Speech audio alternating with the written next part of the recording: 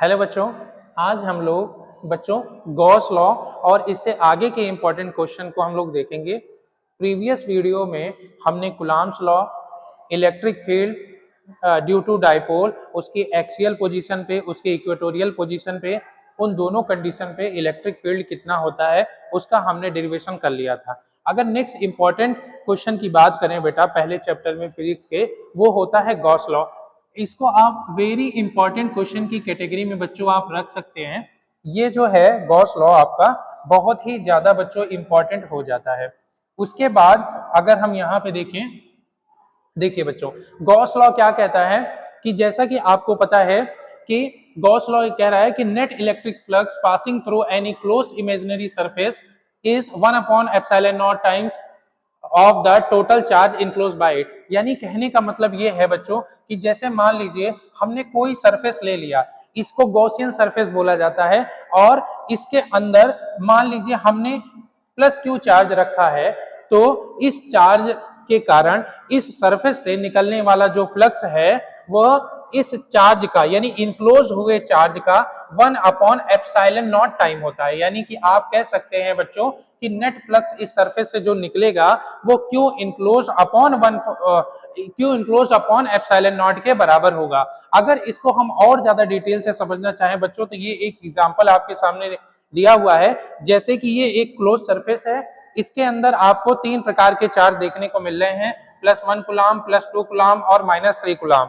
अगर बात किया जाए कि इस सरफेस से बाहर निकलने वाला जो फ्लक्स है वो नेट फ्लक्स कितना होगा बच्चों, तो नेट फ्लक्स जो है आपका क्यू इनक्लोज्ड, यानी कि नेट चार्ज कितना इस सरफेस से इनक्लोज हुआ है वो डिवाइडेड बाय ε0। ε0 का हम लोग जिक्र कर चुके थे, ε0 को हम बोलते हैं परमिटिविटी ऑफ फ्री स्पेस। तो अगर यहाँ पे देखा जाए क्यू इनक्लोज कितना है, तो बच्चों देखो यहाँ पे 1 कूलम पॉजिटिव है, 2 कूलम पॉजिटिव है और -3 कूलम नेगेटिव है। यानी कि हम क्या करेंगे, 2 और 1 को जोड़ देंगे और यानी कि 3 कूलम और उसमें से 3 कूलम माइनस कर देंगे, तो क्यू इनक्लोज आपका अगर बोला जाए तो वो कितना हो जाएगा, 0, क्योंकि +3 और -3 मिलकर के क्या हो जाएगा, 0। तो 0/ε0 हो गया 0। यानी कहने का मतलब इस सरफेस से होकर निकलने वाला जो नेट फ्लक्स है बच्चों वो कितना होगा, 0।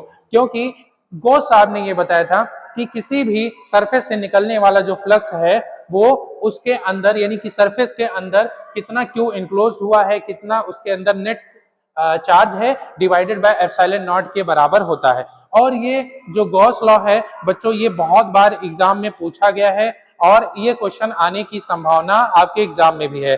अगर हम बात करें बेटा इस गॉस लॉ में अगर आगे चलें तो यहाँ पे आप देख सकते हैं बच्चों प्रूफ ऑफ गॉस लॉ, यानी गॉस लॉ की प्रूविंग आप कैसे कर सकते हैं उसके बारे में यहाँ पे बताया गया है बेटा। तो अगर देखो अगर प्रूविंग की हम बात करें तो ये हमने बेटा एक स्फीयर ले लिया है, इस स्फीयर पे एक पॉइंट पी है, यहाँ पे सेंटर पे हम मानते हैं कि एक चार्ज पॉजिटिव चार्ज रखा हुआ है, सेंटर से r डिस्टेंस पे एक पॉइंट हमारा p है और इससे जाने वाला नेट फ्लक्स यानी कि इस पॉइंट p से जाने वाला फ्लक्स कितना होगा ये हम यहाँ पे निकालेंगे अकॉर्डिंग टू गॉस लॉ। तो बच्चों यहाँ पे ध्यान दीजिए कि ये जो सरफेस हमने इतना लिया है इसका अगर एरिया वेक्टर की बात करें तो हमने देखिए स्मॉल सरफेस लिया है यहाँ पे, तो इसको हमने डेल्टा S से डिनोट किया है। उसके बाद प्लस चार्ज के कारण यहाँ पे जो इलेक्ट्रिक फील्ड है वो भी बाहर जाती हुई होगी, और आप सबको पता है बच्चों कि एरिया वेक्टर हमेशा सरफेस से परपेंडिकुलर बाहर जाता हुआ होता है। तो एरिया वेक्टर भी इसी डायरेक्शन में, इस छोटे से सरफेस का एरिया वेक्टर इधर ही होगा और इस प्लस क्यू चार्ज के कारण इस पॉइंट पे जो इलेक्ट्रिक फील्ड है वो भी इधर ही आपको देखने को मिलेगी। तो इस तरीके से आप यहाँ पे इस डायग्राम में समझ गए हैं कि ये क्यू क्या है, पॉजिटिव चार्ज है जो कि सेंटर पे रखा हुआ है, यहाँ से r डिस्टेंस पे एक पॉइंट हमारा p है जहां से होकर जाने वाला नेट फ्लक्स हमें क्या करना है, बताना है बच्चों। तो एरिया वेक्टर की बात करें तो उसको हमने डेल्टा एस से डिनोट किया है, वो सरफेस से बाहर जाता हुआ होगा, और इलेक्ट्रिक फील्ड की अगर हम बात करें तो वो भी पॉजिटिव चार्ज होने की वजह से यहाँ से सरफेस से बाहर जाता हुआ आपको दिखाई देगा। तो यहाँ पे बच्चों वही चीज यहाँ पे लिखी हुई है, क्या लिखा हुआ है कि direction of E vector and area vector is same. यानी कि आप यहाँ पे देख सकते हैं कि एरिया वेक्टर और इलेक्ट्रिक फील्ड वेक्टर का जो डायरेक्शन है वो सेम है। अगर हम फॉर्मूले से बात करें कि नेट फ्लक्स ये मतलब यहां से जो फ्लक्स निकल रहा है उसका फॉर्मूले की अगर बात करें तो फ्लक्स का फॉर्मूला हमारा होता है E डॉट ए, यानी कि इलेक्ट्रिक फील्ड और एरिया वेक्टर का डॉट प्रोडक्ट होता है बच्चों। और अगर यहाँ पे हम बात करें तो डेल्टा फाई यानी कि स्मॉल डेल्टा एस सरफेस से जो फ्लक्स निकल रहा है वो हमारा डेल्टा फाई यानी कि स्मॉल फ्लक्स है, वो हो जाएगा E डॉट डेल्टा एस के। तो E हमने फॉर्मूला पहले भी देखा था कि E बराबर होता है के क्यू अपॉन आर स्क्वायर। और K क्या था? इलेक्ट्रोस्टैटिक कांस्टेंट था। K की वैल्यू कितनी होती है आपको पता है? K बराबर होता है 1/4 पाई एप्सिलॉन नॉट। तो हमने क्या किया है, K की वैल्यू को यानी 1/4 पाई एप्सिलॉन नॉट रख दिया है और E बराबर होता है आपका के क्यू अपॉन आर स्क्वायर। तो K की वैल्यू हो गई 1/4 पाई एप्सिलॉन नॉट, Q तो यहाँ पे Q ही है, डिवाइडेड बाय आर स्क्वायर। और यहाँ से यहाँ तक का डिस्टेंस बच्चों R है, तो इलेक्ट्रिक फील्ड जो है हो जाएगा Q upon 4 pi epsilon naught r square. उसके बाद में अब ये स्मॉल सरफेस है, स्मॉल सरफेस एरिया है, तो इसको हमने डेल्टा एस लिख लिया है बच्चों। तो इस सरफेस से होकर जाने वाला स्मॉल फ्लक्स की अगर हम बात करें तो वो कितना हो जाएगा? Q upon 4 pi epsilon naught r square into delta S. अब इसके बाद अगर नेक्स्ट फ्लक्स मतलब नेट फ्लक्स की बात की जाए कि पूरे सरफेस के कारण कितना निकल रहा है नेट फ्लक्स, तो हम क्या करेंगे बेटा, स्मॉल सरफेस का हमने जो है निकलने वाला फ्लक्स देख लिया है। अब उसी को पूरे सरफेस के लिए हम क्या कर देंगे, आप समेशन कर देंगे। जैसे कि आप देखिए कि ये स्फीयर, जैसे यहाँ पे ये छोटा एरिया है, इसी तरीके से ऐसे छोटे छोटे एरिया से मिलकर ये पूरा जो है आपका स्फीयर बन जाएगा। तो हम क्या करेंगे कि यही थोड़ा थोड़ा जो स्मॉल स्मॉल फ्लक्स आपको देखने को मिल रहा है, इसी को एरिया के रिस्पेक्ट में क्या कर देंगे बेटा, इसी का सम्मेशन कर देंगे। और आपको पता है कि ये पूरा जो एरिया है ये हमने क्या बनाया हुआ है, स्फीयर बनाया हुआ है। यानी इस क्यू चार्ज के चारों ओर जो फ्लक्स निकलेगा वो किस एरिया से निकलेगा, स्फीयर से निकलेगा बच्चों। तो आपको पता है कि डेल्टा एस अगर छोटा छोटा डेल्टा एस पूरा निकलेगा तो वो किसके बराबर हो जाएगा, स्फीयर के एरिया के बराबर हो जाएगा, टोटल सरफेस एरिया के बराबर हो जाएगा। तो आपको पता है स्फीयर का टोटल सरफेस एरिया कितना होता है, 4 पाई आर स्क्वायर। और यहाँ पे हमने Q upon 4 pi epsilon naught r square बच्चों देखा ही था, 4 पाई कट जाएगा, आर स्क्वायर कट जाएगा, बचेगा क्या, Q अपॉन एप्सिलॉन नॉट। यानी कि इस प्लस Q चार्ज के कारण जो है नेट फ्लक्स जो इस सरफेस से निकल रहा है वो कितना निकल रहा है, Q अपॉन एप्सिलॉन नॉट निकल रहा है। यही आपका क्या था, गॉस लॉ था। अब उसके बाद हम बात करेंगे बेटा, आगे की तरफ चलेंगे नेक्स्ट स्लाइड पे। तो आप यहाँ पे देख सकते हैं इंपॉर्टेंट पॉइंट क्या क्या है। तो गॉस लॉ से रिगार्डिंग पहला पॉइंट क्या कहता है, Gauss law is true for any close surface no matter what its shape और साइज। यानी कि गॉस लॉ किसी भी सरफेस के लिए वैलिड होता है, उसके शेप और साइज से मतलब नहीं है। यानी कहने का मतलब अगर ये हमारा गोला है, बीच में आपने चार्ज रखा है, तो नेट फ्लक्स जो जाएगा वो इसके डायमेंशन पे निर्भर नहीं करता। अगर मान लीजिए ये आकृति हम इतना ले रहे हैं और यहाँ पे हम प्लस Q चार्ज रखे हैं, तो दोनों में सेम फ्लक्स आपको देखने को मिलेगा, क्योंकि वो Q इनक्लोज पे डिपेंड करता है, ना कि आपके शेप की ज्योमेट्री पे। उसके बाद में दूसरा अगर पॉइंट हम देखें तो कह रहा है कि the term Q includes the sum of, हाँ दूसरा पॉइंट ये कह रहा है कि जो टर्म Q है, यानी कि जो आपका गॉस लॉ है कि phi equal to Q upon epsilon naught, इसमें जो Q टर्म है वो नेट चार्ज को दर्शाता है। कौन सा नेट चार्ज, इनक्लोज्ड, यानी सरफेस के अंदर। जैसे यहाँ पे आप देखिए, यहाँ पे एक ही चार्ज है प्लस Q, तो बस हम इसी को लेंगे Q इनक्लोज में। अगर यहाँ पे एक चार्ज मैं और लिख दूं माइनस Q, तो Q इनक्लोज कितना हो गया, प्लस Q माइनस Q, यानी कि 0 हो रहा है। लेकिन हम अगर मान लीजिए और कोई टर्म ले लेते हैं -3Q, तो यहाँ पे नेट चार्ज आपको कितना देखने को बच्चों मिलेगा, प्लस माइनस माइनस, 3 में से 1 गया 2, यानी कि आपको -2Q चार्ज इनक्लोज यहाँ पे देखने को मिलेगा। अगर यहाँ पे ये चार्ज ना हो, मान लीजिए सपोज ये कोई हमने सरफेस लिया है, चार्ज यहाँ पे है, तो Q इनक्लोज कितना है, 0, तो इससे जो फ्लक्स निकलेगा वो भी क्या हो जाएगा, 0, क्योंकि Q इनक्लोज की वैल्यू क्या है, 0 है। तो ये चीज यहाँ पे दूसरा पॉइंट कहता है। अगर तीसरे पॉइंट की बात करें तो the surface that we choose for the application of Gauss law is called the Gaussian surface. यानी कि हम गॉस लॉ के, यानी कि जो surface that we choose for the application of Gauss law, यानी कि गॉस लॉ को प्रूव करने के लिए जो हम सरफेस चुनते हैं बच्चों, उसी को हम लोग क्या बोलते हैं, गॉसियन सरफेस बोलते हैं। ये इमेजिनरी सरफेस होता है, सिर्फ हम कैलकुलेशन के पर्सपेक्टिव से इसको देखते हैं। उसके बाद अगर हम नेक्स्ट पॉइंट देखें जो कि गॉस लॉ में, हाँ ये देखिए बहुत अच्छा पॉइंट यहाँ पे देखने को मिल रहा है बेटा। जैसे मान लीजिए ये एक वायर है, वायर पॉजिटिवली चार्ज है, तो अब यहाँ पे इसके बाहर हमने एक सिलेंडर नुमा गॉसियन सरफेस मान लिया है। ऐसा सरफेस हम लोग मानने की कोशिश करते हैं कि जिसकी वजह से मतलब जितने भी चार्ज हैं वो सब के सब इनक्लोज हो जाएं, क्योंकि अगर बाहर निकल जाएंगे तो नेट फ्लक्स हमारा क्या हो जाएगा, जीरो हो जाएगा। अब आप यहाँ पे ध्यान दीजिए, यहाँ पे एक चार्ज देखने को आपको मिल रहा है और हमने गॉसियन सरफेस देखिए ऐसा माना है, यानी ये चार्ज आधा बाहर है आधा अंदर है, ऐसा नहीं होना चाहिए। जो भी चार्ज है वो गॉसियन सरफेस के पूरा का पूरा अंदर होना चाहिए, तो ऐसा गॉसियन सरफेस पॉसिबल नहीं है। इस चीज का आप विशेष ध्यान रखेंगे बच्चों।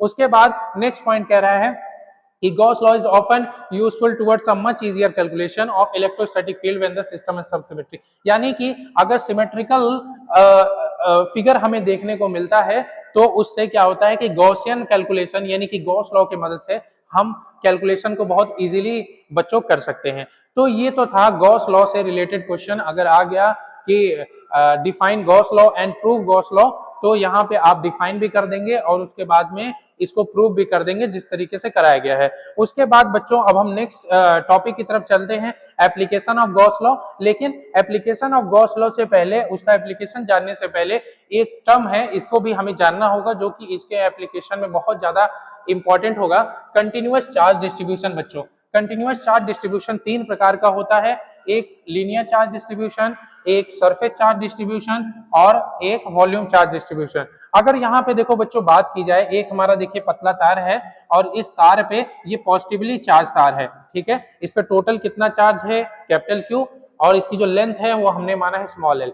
तो चूंकि इसका सिर्फ लेंथ आपको देखने को मिल रहा है, इसलिए इसका जो चार्ज डिस्ट्रीब्यूशन कहलाएगा वो लीनियर चार्ज डिस्ट्रीब्यूशन कहलाएगा। इसको हम लोग लेमडा से डिनोट करते हैं और लेमडा बराबर होता है क्यू अपॉन एल, यानी कि पर यूनिट लेंथ पे कितना चार्ज है वही इसका लीनियर चार्ज डिस्ट्रीब्यूशन कहलाता है। अगर इसकी एसआई यूनिट की बात करें तो ये चार्ज हो गया कुलाम और लेंथ हो गया मीटर, यानी एसआई यूनिट इसकी हो जाएगी कुलाम पर मीटर। उसी तरीके से हम यहाँ पे देख रहे हैं सरफेस चार्ज डिस्ट्रीब्यूशन, जैसा कि नाम से ही पता चला है सरफेस एरिया से रिलेट कर रहा है। तो अगर कोई देखिए यहाँ पे ये हमारा मान लीजिए ये एक प्लेट है, ये पूरा पॉजिटिवली चार्ज है, तो ये इसका लेंथ दिख रहा है और ब्रेथ दिख रहा है, यानी कि ये एरिया है।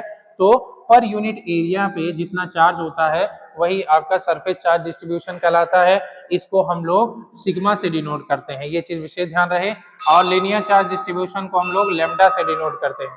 उसके बाद अब बात आती है वॉल्यूम चार्ज डिस्ट्रीब्यूशन की। आपको नाम से ही अंदाजा लग रहा होगा, वॉल्यूम मतलब कि वॉल्यूम होना चाहिए, यानी कि एक अगर लेंथ भी है, ब्रेथ भी है और आपका हाइट भी है, तो उसमें जो चार्ज आपको यहाँ पे देखने को बच्चों मिल रहा है वो क्या है, पर यूनिट वॉल्यूम में जितना चार्ज आपको देखने को मिल रहा है वही आपका वॉल्यूम चार्ज डिस्ट्रीब्यूशन कहलाता है। इसको हम लोग रो से डिनोट करते हैं।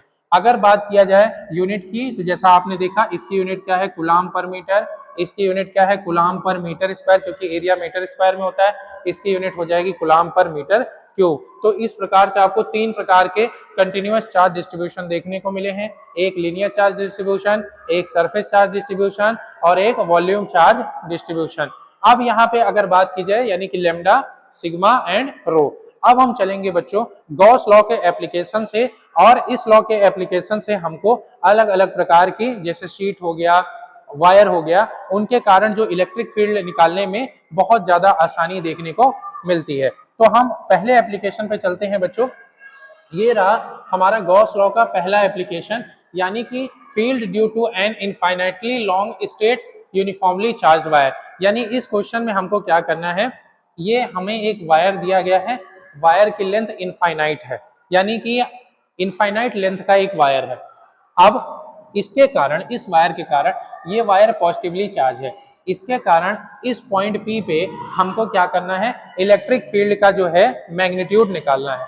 इसके कारण हमें पॉइंट पी पे इलेक्ट्रिक फील्ड का क्या करना है, मैग्नीट्यूड निकालना है। तो अब पहले हम डायग्राम समझेंगे, फिर उसके बाद में डेरिवेशन समझेंगे। तो बच्चों देखिए, ध्यान दीजिए, तो इसके कारण ये पॉइंट पी है, यहाँ पे इलेक्ट्रिक फील्ड, चूंकि ये पॉजिटिव चार्ज है तो इलेक्ट्रिक फील्ड आपको बाहर जाती हुई देखने को मिलेगी। जो यहाँ पे एरिया वेक्टर होगा वो भी आपको बाहर जाता हुआ देखने को मिलेगा, क्योंकि वो हमेशा सरफेस से दूर रहता है।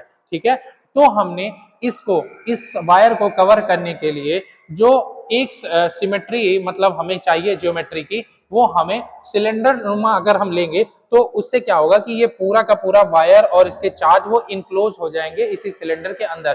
तो हम क्या करेंगे, इसके बाहर एक इमेजिनरी सिलेंडर का डायग्राम बनाएंगे। अब बच्चों आप यहाँ पे देख सकते हैं कि ये जो सिलेंडर बन रहा है इसमें 3 प्रकार के सरफेस आपको देखने को मिलेंगे।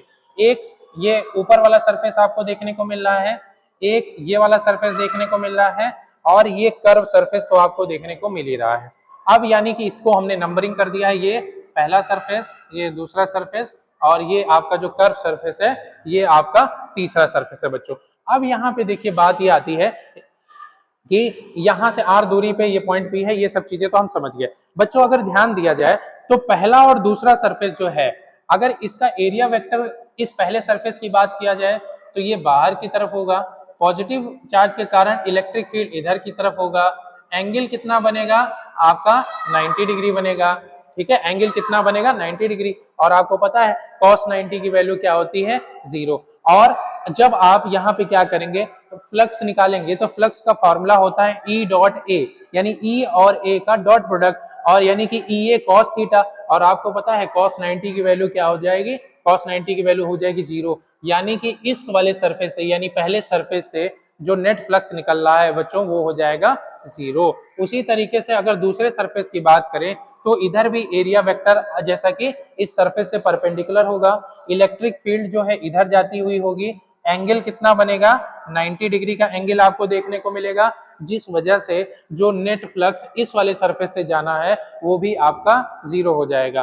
तो टोटल जो सरफेस अगर हम देखें कि इलेक्ट्रिक फील्ड में कौन सा, या इलेक्ट्रिक फील्ड कह लीजिए या फ्लक्स में कौन सा सरफेस कंट्रीब्यूशन करेगा, ये जो कर्व सरफेस आपको देखने को मिल रहा है। क्यों करेगा, क्योंकि यहाँ पे इलेक्ट्रिक फील्ड और एरिया वेक्टर के बीच का एंगल 0 है, तो cos 0 की वैल्यू आपको पता है हो जाती है 1। तो कर्व सरफेस से तो फ्लक्स जाएगा, लेकिन ऊपर वाले सरफेस और नीचे वाले सरफेस से नेट फ्लक्स क्या होगा 0 होगा। अब यहाँ पे बच्चों देखते हैं, ये जो हमने इमेजिनरी सरफेस बनाई इसका लेंथ हमने L मान लिया है, और यही हमारा बच्चों क्या है गॉसियन सरफेस। तो खैर इस पे हम आएंगे। तो यहाँ पे जरा ध्यान दीजिए, ये पतला वायर है और पतले वायर पे पूरा जो है चार्ज डिस्ट्रीब्यूटेड है, तो हम कह सकते हैं कि इसमें कैसा चार्ज डिस्ट्रीब्यूशन है, लीनियर चार्ज डिस्ट्रीब्यूशन है। और लीनियर चार्ज डिस्ट्रीब्यूशन अभी थोड़ी देर पहले हमने देखा, और वो क्या होता है लेमडा, लेमडा बराबर होता है Q अपॉन L, यानी कि पर यूनिट लेंथ पे जितना चार्ज इनक्लोज हो रहा है गॉसियन सरफेस के अंदर वही क्या कहलाएगा, लेमडा कहलाता है। अगर यहाँ से Q इनक्लोज की वैल्यू निकालें, क्योंकि गॉस लॉ के लिए चार्ज का इनक्लोज होना बहुत नेसेसरी है, तो Q इनक्लोज बराबर हो जाएगा ये लेमडा L, इसको हमने क्या कर लिया इक्वेशन नंबर 1 मान लिया। अब यहाँ पे बच्चों एक लाइन आप देख सकते हैं, only third surface will contribute, यानी कहने का मतलब जो नेट फ्लक्स निकल रहा होगा वो पहले सरफेस और दूसरे सरफेस से वो क्या हो रहा होगा 0, क्योंकि आपको पता है phi equal to E dot A होता है,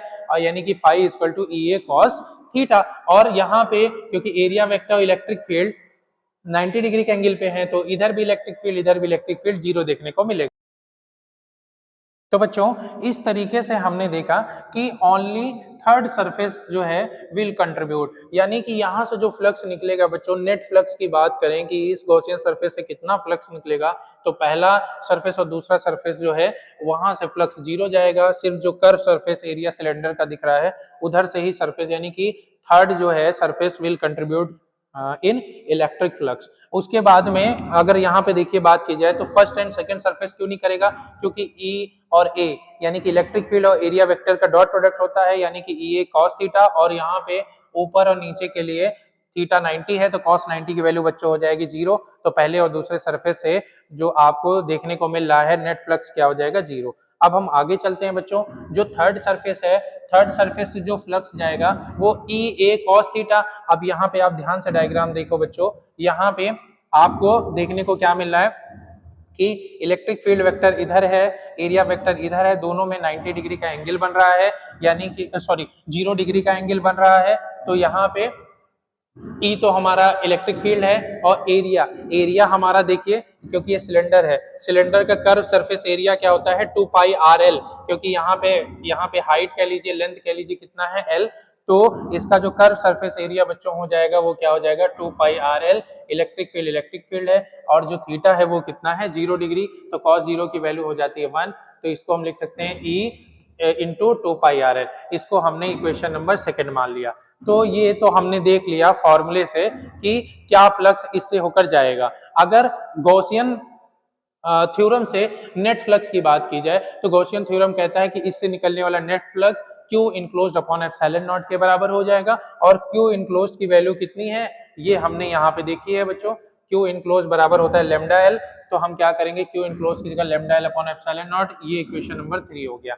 अब आप जानते हैं कि जो नेट फ्लक्स निकल रहा है वो नेट फ्लक्स चाहे आप फॉर्मूले से निकालिए चाहे आप गॉसियन थ्योरम से निकालिए, उसकी वैल्यू तो सेम ही होनी चाहिए क्योंकि वो सेम ही फ्लक्स है। तो कंपेयर करेंगे इक्वेशन 2 एंड 3 को, तो आपको इक्वेशन नंबर 2 देखने को मिल रहा है ई इंटू 2 पाई आर एल, इक्वेशन नंबर 3 देखने को मिल रहा है lambda L upon epsilon not. दोनों फ्लक्स हैं तो दोनों को हम क्या कर देंगे इक्वल कर देंगे, क्योंकि दोनों सेम फ्लक्स की ही बात की जा रही है। तो अब यहाँ पे एल से एल बच्चों आपका कट जाएगा, और ये 2 पाई आर को आप नीचे भेज देंगे तो ई बराबर lambda upon 2 pi epsilon naught r हो जाएगा। ये जो है यही आपका यानी कि उस पॉइंट P पे, जो कि आप यहाँ पे डायग्राम देख सकते हैं, यहाँ पे P पॉइंट का इलेक्ट्रिक फील्ड होगा। उसके बाद अगर हम बात करें बच्चों अगर इसका वेक्टर फॉर्म, तो वेक्टर फॉर्म यानी कि ई वेक्टर यानी ई के ऊपर वेक्टर लगेगा equal to lambda upon 2 pi epsilon naught r n cap मतलब ये है कि जो इलेक्ट्रिक फील्ड का डायरेक्शन है वो एरिया वेक्टर के ही डायरेक्शन में आपको देखने को मिलेगा। तो यहाँ पे यानी कि ये देखिए क्या लिखा हुआ है, electric field lines will be radially outward, यानी कि जो इलेक्ट्रिक फील्ड लाइंस हैं वो क्या होंगी बाहर की तरफ निकलती हुई होंगी, यानी एरिया वेक्टर के साथ वो पैरेलल देखने को मिलेंगी। इसके बाद अगर हम आगे की तरफ चलें तो यहाँ पे देखिए फॉर नेगेटिव चार्ज डिस्ट्रीब्यूशन, यानी कि अगर ये जो वायर है आपका इसमें निगेटिव चार्ज होता तो जो इलेक्ट्रिक फील्ड है एरिया वेक्टर तो बाहर जाता हुआ होता, इलेक्ट्रिक फील्ड अंदर की तरफ होता, इसीलिए जो इलेक्ट्रिक फील्ड का फॉर्मूला आ जाता अगर ये निगेटिव चार्ज होता ई वेक्टर बराबर lambda upon 2 pi epsilon naught r minus n cap, यानी कि माइनस एन कैप क्या दर्शा रहा है कि इलेक्ट्रिक फील्ड का वेक्टर एंटी पैरेलल है किसके आपके एरिया वेक्टर के। अगर हम ग्राफ यहाँ पे प्लॉट करना चाहें इलेक्ट्रिक फील्ड और आर डिस्टेंस के बीच में, तो जैसा आप यहाँ पे देख सकते हैं ये सब तो कांस्टेंट टर्म हो गए, यहाँ पे आर और ई इनवर्सली प्रोपोर्शनल है, यानी कि जैसे जैसे आर बढ़ेगा इलेक्ट्रिक फील्ड घटेगा। तो यहाँ पे आप साफ साफ देख सकते हैं बच्चों कि इलेक्ट्रिक फील्ड आर में इनवर्स का रिलेशन है, तो इनवर्स का ग्राफ यहाँ पे हम लोग बना देंगे। तो इस तरीके से हमने पहला एप्लीकेशन देख लिया है। अगर हम नेक्स्ट एप्लीकेशन की बात करें गॉस लॉ का, ये भी डेरिवेशन बहुत ही ज्यादा इंपॉर्टेंट है, यानी कि field due to a uniformly charge infinite plane sheet, यानी कि हमारे पास एक प्लेन शीट है और वो यूनिफॉर्मली चार्ज है ना। तो अब इसके कारण जो इलेक्ट्रिक फील्ड निकलेगा उसका फॉर्मूला कैसे हम गॉसियन थ्योरम के सहायता से इजीली निकाल सकते हैं वो देखेंगे बच्चों। अब यहाँ पे देखिए ये हमने माना सपोज थिन शीट है, और इस थिन शीट पे यहाँ पे यानी कि ये आपकी शीट है और यहाँ पे P पॉइंट पे कितना इलेक्ट्रिक फील्ड होगा इसको हमको डिराइव करना है बच्चों। तो हमने क्या किया कि इस P पॉइंट से होकर जाते हुआ एक गॉसियन सरफेस माना इमेजिनरी, और वो बेलन के रूप में मानना हमारे लिए इस डायग्राम के लिए वो क्या रहेगा हेल्पफुल रहेगा। तो हमने माना कि एक इमेजिनरी बेलन जो है यानी कि गॉसियन सरफेस या कह लीजिए सिलेंडर जो है इसको जो है इसके आर पार जा रहा है, और सारे जो चार्ज हैं वो इनक्लोज हैं इसी के अंदर। अब अगर बच्चों अगर आप ध्यान से देखेंगे तो ये तो आपका गॉसियन सरफेस है, ये पॉजिटिव चार्ज है, पॉजिटिव चार्ज के कारण इलेक्ट्रिक फील्ड बाहर जाता हुआ होगा, और जो यहाँ पे एरिया वेक्टर है वो भी आपका बाहर जाता हुआ दिखाई पड़ेगा यानी एन कैप। उसी तरीके से इसके इस साइड में अगर आप देखेंगे तो इलेक्ट्रिक फील्ड इधर भी बाहर जाता हुआ और एरिया वेक्टर आपका एन कैप होगा। अब यहाँ पे बच्चों जरा ध्यान दीजिए कि चार्ज पूरे में डिस्ट्रीब्यूटेड है, और यहाँ पे आपको लेंथ और ब्रेथ भी देखने को मिल रही है, यानी कि यहाँ पे कैसा चार्ज डिस्ट्रीब्यूशन होगा, यहाँ पे सरफेस चार्ज डिस्ट्रीब्यूशन होगा, और सरफेस चार्ज डिस्ट्रीब्यूशन के लिए हम लोग सिग्मा साइन का इस्तेमाल करते हैं, और आपको पता है कि सरफेस चार्ज डिस्ट्रीब्यूशन होता है आपका Q अपॉन A।